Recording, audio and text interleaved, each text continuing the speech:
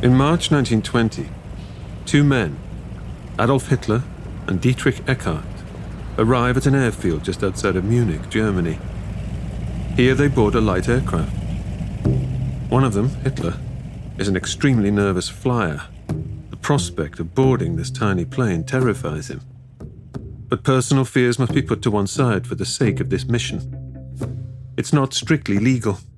That's why these two senior Nazis are in disguise. Hitler is actually wearing a fake beard. Their destination is the German capital, Berlin, where a right-wing uprising is underway. This is not an event that Adolf Hitler can afford to miss.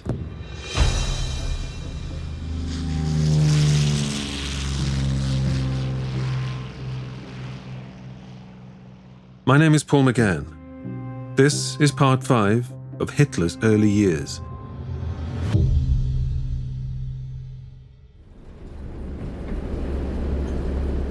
The plane carrying Hitler and his trusted mentor, Eckart, rises above the clouds and begins its journey northwards.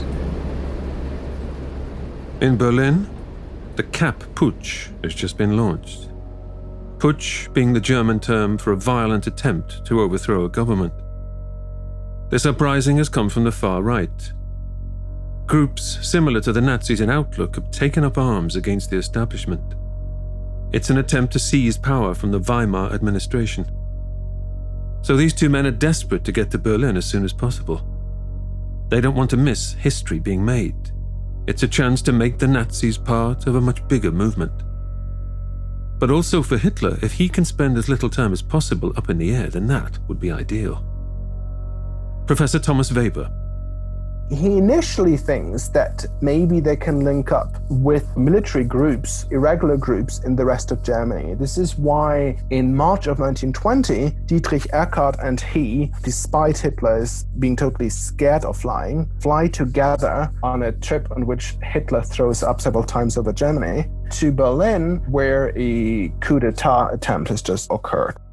Hitler has visited Berlin just once before. He actually hates the city. He detests everything it stands for.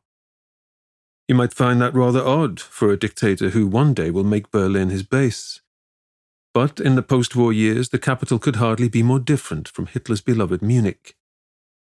Dr. Chris Dillon. Berlin in the early 20s is a very different environment to Munich. Berlin is the Babylon behemoth of the Weimar Republic. It's got 4 million people in 1919, so it's the third biggest city in the world after New York and London. So whereas Munich after the First World War becomes increasingly conservative, anti-socialist, culturally stodgy, Berlin enjoys a real surge in cultural creativity and innovation. Berlin has its problems: poverty, social unrest, but its art scene is thriving. Up here, they call it the Roaring Twenties. Relief at the end of World War I is finding form in an explosion of creativity. The city's jazz bars and nightclubs are doing a roaring trade. There's an atmosphere of reckless abandon, of sexual liberation. Professor Claudia Kunz. Berlin had the reputation for being Sin City. Cabarets were everywhere, internationally famous artists, the Dada movement, the theater, houses of prostitution, homosexual bars, nude dancing. This was sin in Hitler's puritanical mind.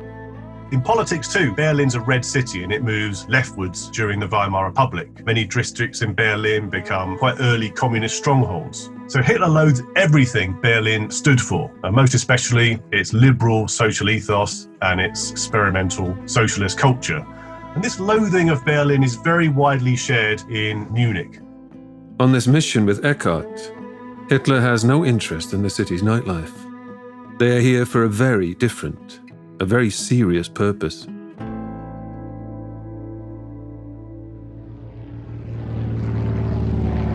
The plane lands. Thank goodness. Hitler has vomited several times on board. He and Eckart disembark and head into the city. They're disappointed to find that the Kapp Putsch is already fizzling out. At first, on March the 13th, as the putsch was launched, it had looked as though it might succeed. But over the coming days it has collapsed. An enormous general strike of 12 million workers has paralyzed the insurrectionists and forced them to flee. For a time at least, Berlin has been saved. There's nothing for it but to board the plane once again. After another bumpy ride, Hitler and Eckart returned to Munich, empty-handed. But the Kapp-Putsch, while a failure, will have one useful outcome for Adolf Hitler. In the weeks and months following the Berlin coup, other groups across Germany make copycat claims to power. In Bavaria, Hitler's home state, the left-wing Social Democrats are booted out of office by a new right-wing administration.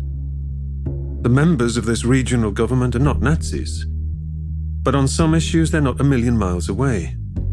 The political mood seems to be shifting to Hitler's advantage. Fast forward a few months to July 1921, and Hitler has just ascended to the leadership of the Nazi Party.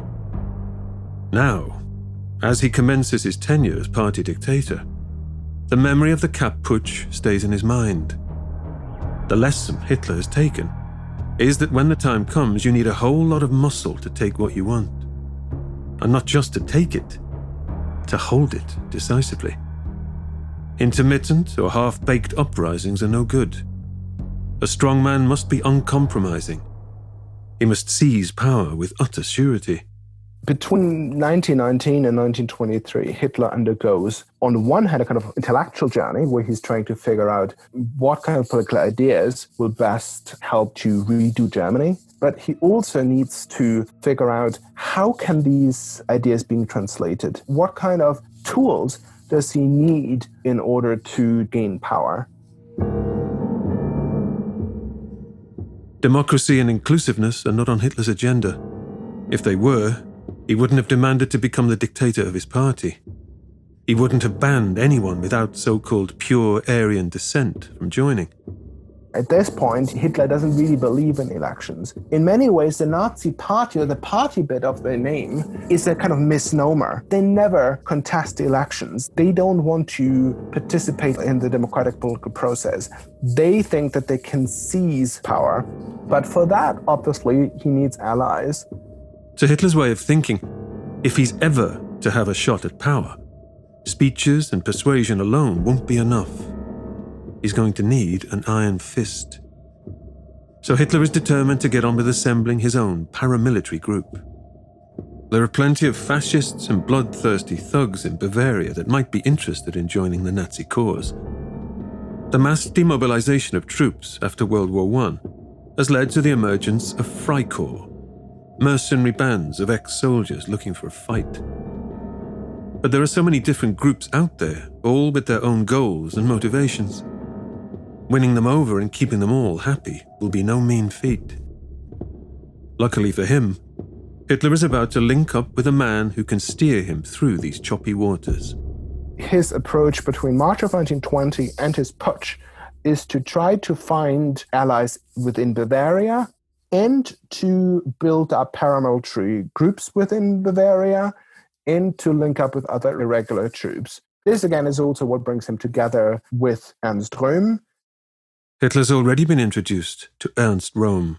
Röhm has been a member of the Nazis and the predecessor German Workers' Party since 1919. But it's now, in the summer of 1921, that these two men really become useful to each other. Röhm is a barrel of a man. His chins wobble when he barks orders. His pink, porky face, set atop his tree-trunk neck, is permanently scarred from a battle back in 1914. He's a serious individual to behold, a living reminder of Germany's First World War. Röhm is still a serving officer in the Bavarian army. Ernst Röhm had, at that point, had made his name through being a military officer. He was extremely well connected to the Bavarian establishment, and crucially, he could also easily raise money in Bavaria and in Munich, which Hitler had for a long time found difficult.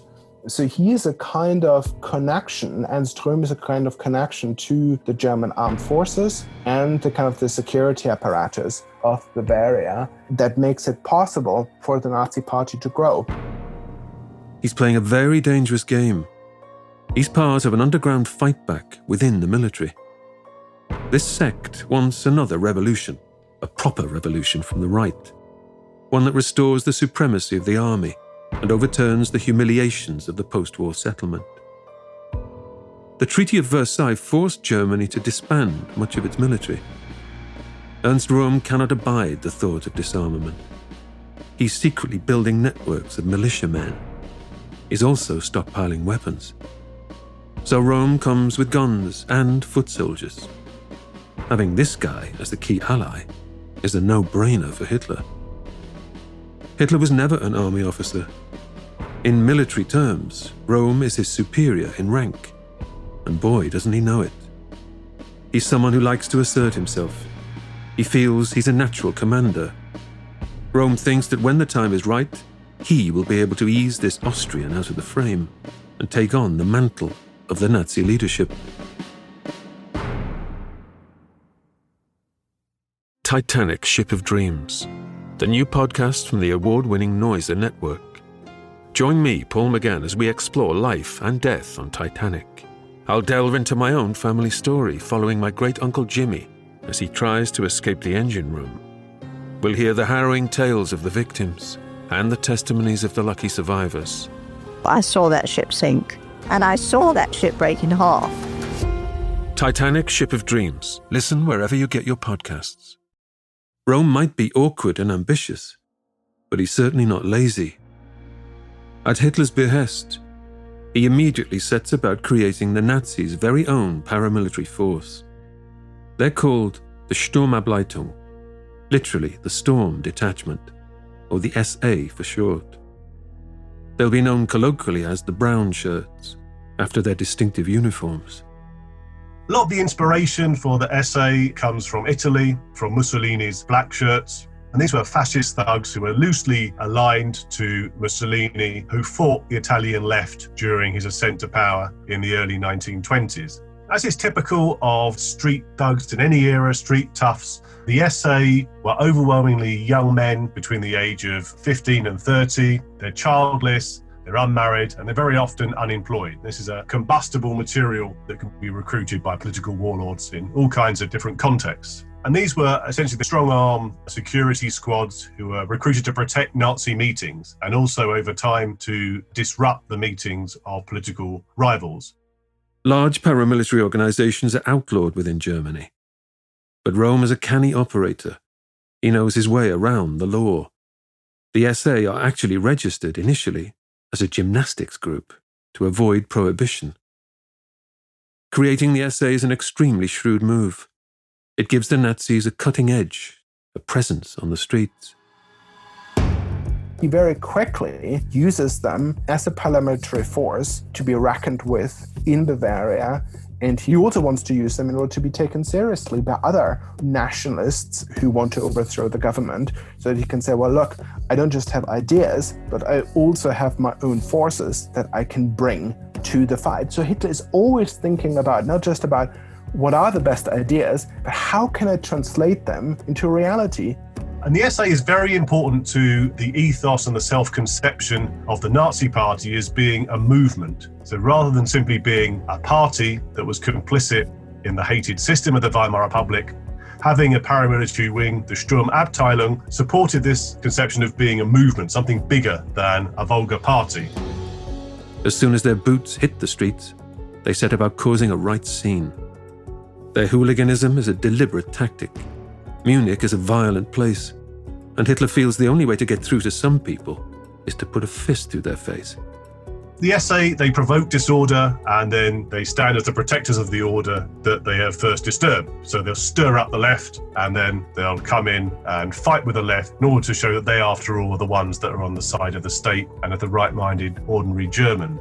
The SA fought with knuckle dusters, truncheons, beer glasses, daggers and pistols, and it's all been described quite rightly by one historian as a politics of hooliganism. And it can be very, very difficult to determine from the historical record whether SA men had any kind of deep ideological conviction about Nazism, or whether what they're doing reflects more masculine thrills of violence and comradeship. The Nazi Party are almost entirely male-oriented. They're comprised of workers and former soldiers. and the SA especially are a macho, tub-thumping band of men.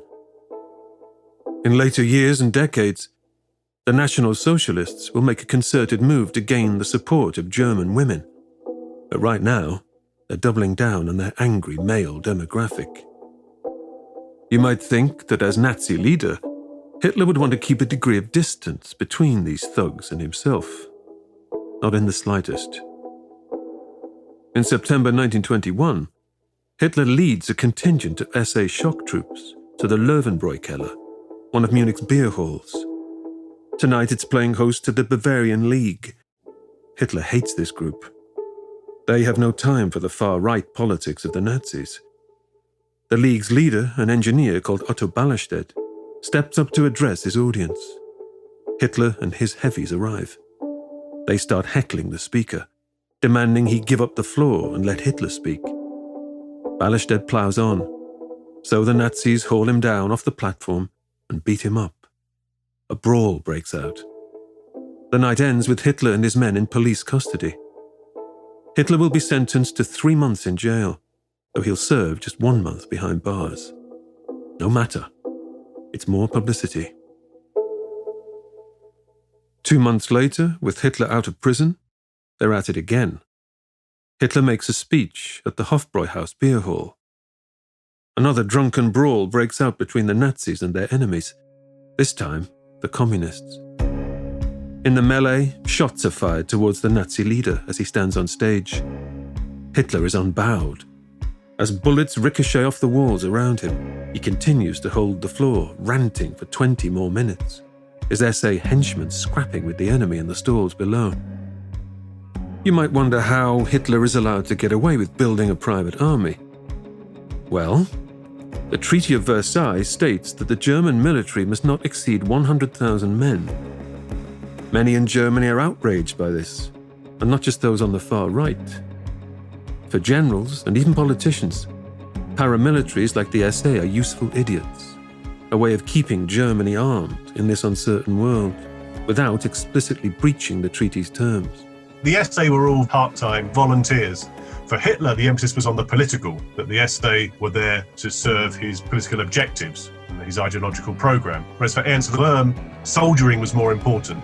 And for Röhm, an institution like the SA was a way of getting around the Versailles restrictions on the size of the German army, making Germany great again. Bavaria's ruling conservatives want a return of the monarchy. They're not Nazis. They don't want Hitler and his men to rule the country. But they feel they have enough in common with the National Socialists to turn a blind eye to their street violence. The reason why the Nazi Party can grow in Bavaria at that time is because the Bavarian establishment see them as weapons that they can use. They see in the Nazi Party a group that, just like them, is against Berlin, that like them is against the liberal and democratic regime or government in Berlin. And so they basically just see the Nazis as useful because they see that they connect with a certain kind of clientele, certain kind of electorate that the Bavarian establishment can't reach. This is why people like Ernst Röhm are so important, because they can broker all these links between Hitler and the Bavarian establishment. As tales spread of their booze-fueled rampages, the SA take the Nazi Party straight to the front pages. The Nazis are acquiring a presence in mainstream media coverage that they haven't earned through the ballot box. And part of the goal for the Nazi Party was not only to beat Bolshevik rivals to a bloody pulp, but to make headlines, to give themselves a media presence, whether they won or they lost. And so if a communist rally was announced for a particular square in Munich, the Nazis would be sure to march in their brown shirts, in their military garb, and attack them. They'd start heckling from the margins. They'd pick fights with people. Violence, street violence, was every day, it was endemic.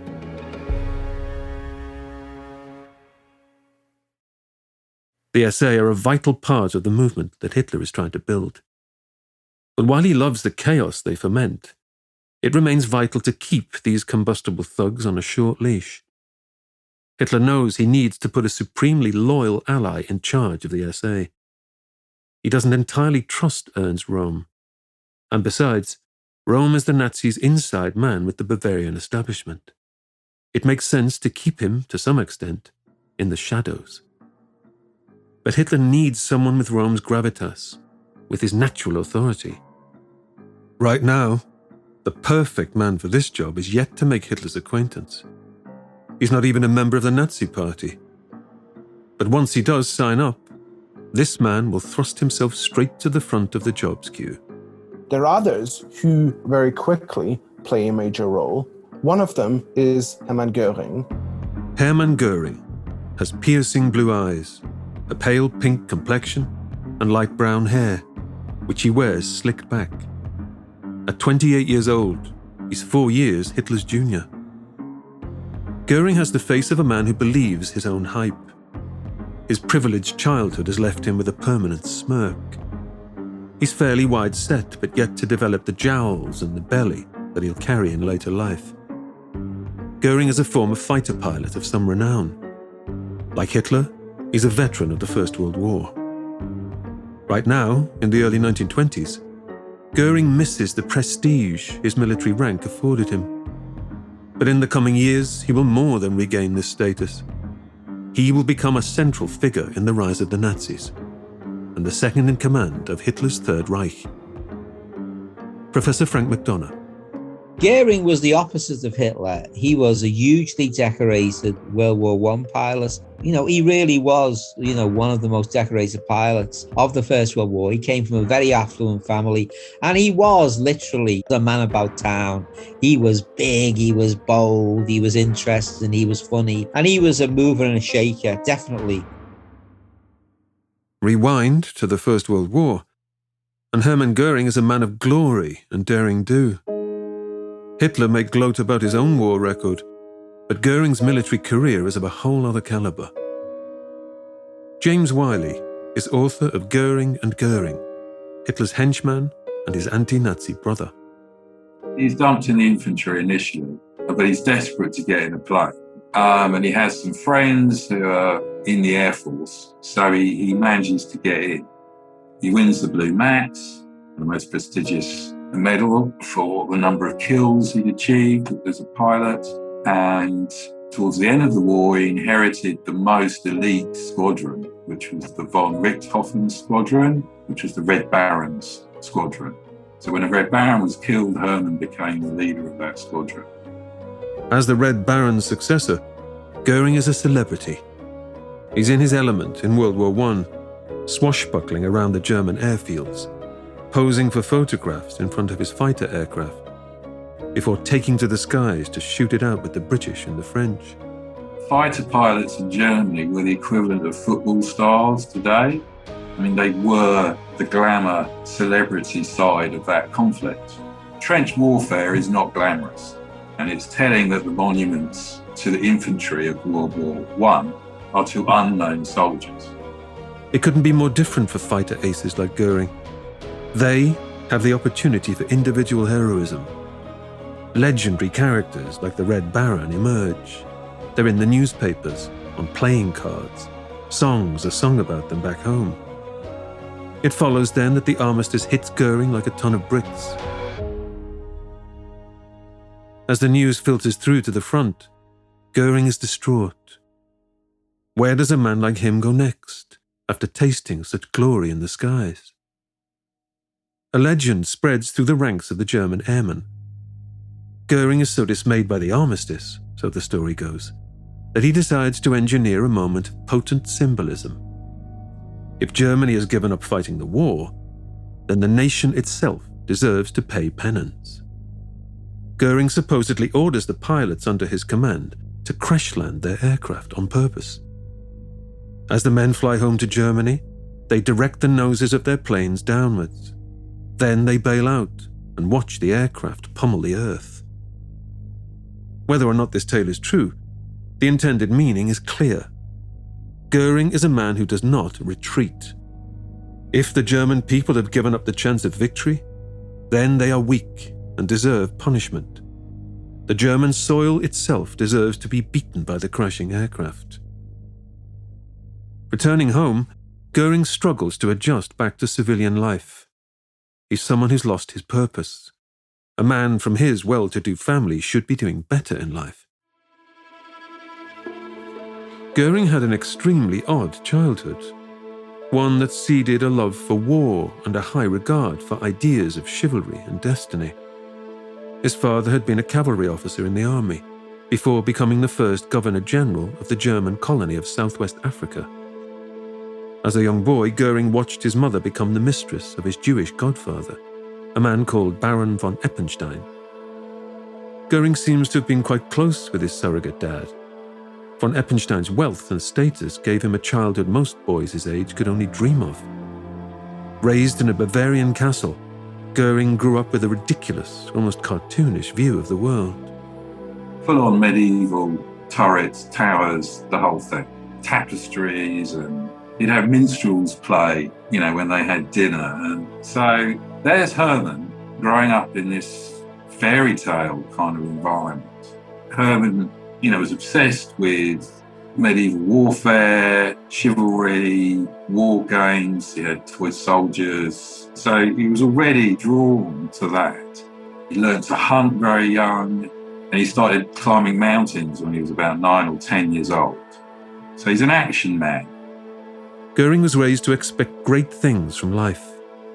Now, in post-war Germany, he's still a well-known public figure. But his martial values have slipped out of fashion. He insists on wearing his military regalia in day-to-day life, even in places where the army is less than popular. One day in Munich, as he strolls through the city in full uniform, he's attacked by a left-wing mob. They tear his medals, his symbols of gallantry, from his person. Germany is offering very little to Goering. Adrift, he heads north to Scandinavia. In Sweden, Goering becomes a star acrobat flyer. This is a bit more like it. At least he can feel the acclaim of the crowds. But once you've seen one air show, you've seen them all. And the public's appetite for his airborne antics soon wanes. So Goering joins a commercial airline. It's a steady income. And he has a side hustle in private flights. One of these private commissions changes his life.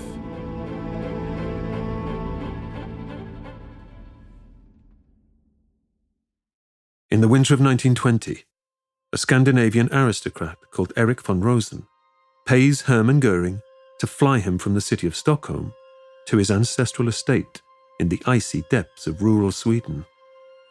Outside the small private plane, temperatures are well below freezing. The aircraft, buffeted this way and that by icy air currents, makes its way over the dense forests, frozen lakes, and mountain ridges below. Inside the plane, the two men are getting on like a house on fire. Hermann Goering might resent his role as aeronautical chauffeur, but he can't help but admire the bearing of his esteemed Swedish passenger. For his part, von Rosen observes this pilot's skill in handling the aircraft and his composed demeanor in the testing weather conditions. The plane comes into land in the grounds of Rockelstad Castle. Red brick medieval-style turrets tower into the sky. Conditions are so grim, there's no chance of a return flight that evening, so Goering is invited into the castle to stay the night. Finally, after 2 years doing loop-the-loops for gormless onlookers, this is an environment befitting Goering's sense of grandeur. Something very significant happens inside the castle that night. Goering becomes acquainted with his host's sister-in-law. Her name is Karin von Kanzau. She will become a dyed-in-the-wool Nazi and a key figure in the movement. She'll also become Mrs. Goering.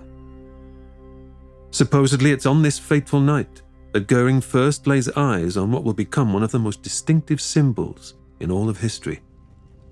Above the Count's fireplace, cut into the wooden chimneypiece, is the von Rosen family badge. At its center, a distinctive insignia.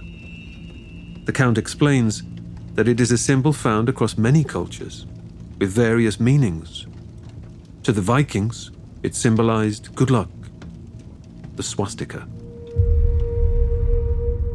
So Goering recognizes this symbol when he sees it again some months later, except this time, is 1,000 miles away from Rockelstadt Castle, in the German city of Munich, on an advert for a Nazi party meeting. Adolf Hitler, the Nazi leader, has given his party a fresh logo. The swastika sits at the heart of the new Nazi flag, set against a blood-red background. This new flag takes pride of place on posters and pamphlets. In years to come, it will be worn on armbands by tens of thousands of Nazi party members.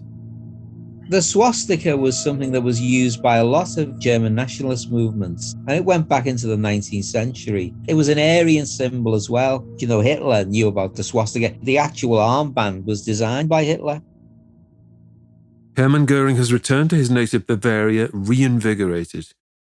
His time spent fraternizing with the Swedish aristocracy has reinflated his ego. Now, he's ready to get stuck into German politics, to inject the braggadocio that, to his mind, it so desperately needs. Goering attends his first Nazi meeting and sees Hitler speak for himself. He and his new wife, Karin, join the party soon after. Everyone has their kind of origin story with Hitler. The moment when I heard him say this and that was that.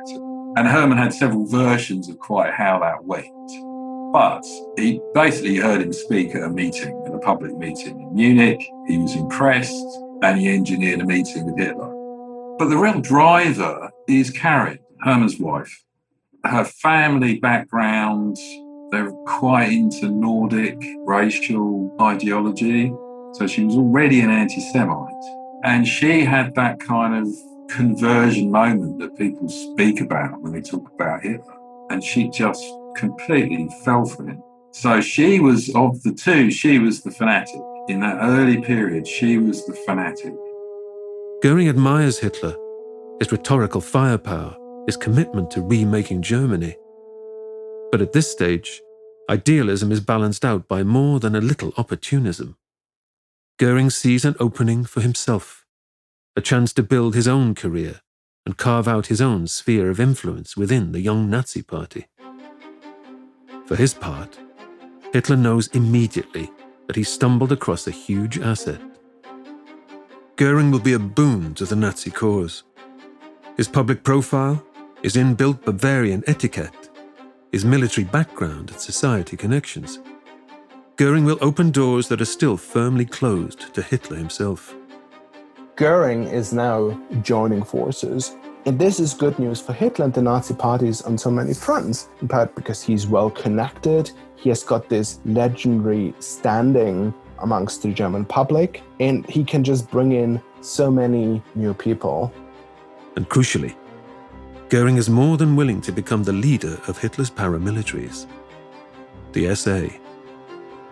By the beginning of 1923, the jigsaw pieces are starting to form a coherent picture.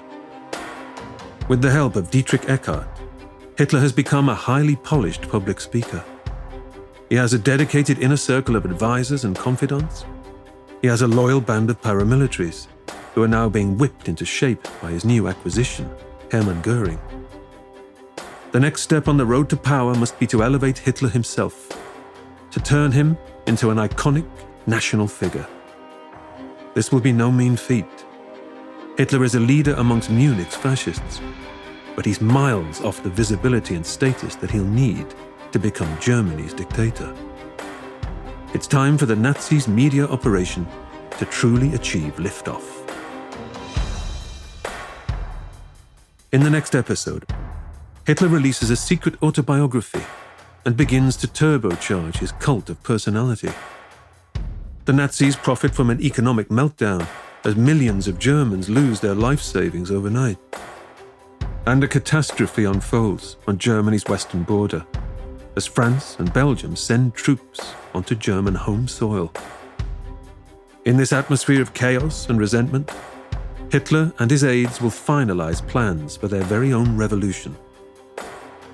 The Munich Putsch will begin to take shape. That's next time